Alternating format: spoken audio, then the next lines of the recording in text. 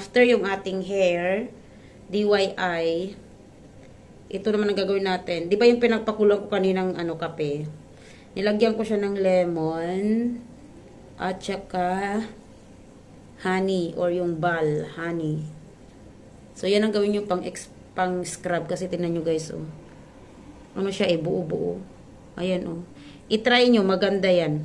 Yan yung ginagamit ko nung nasa Singapore ako nung sobrang dami. So, sa Singapore kasi ako, kape, lemon, at saka honey lang talaga.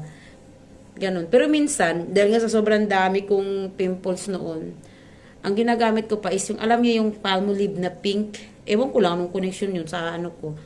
Pero, yun talaga yung nakagamot ng aking face. And then, minsan, ito, ginagawa ko na to, napanood ko to sa video. Wala nang masama kung itry ninyo. Diba?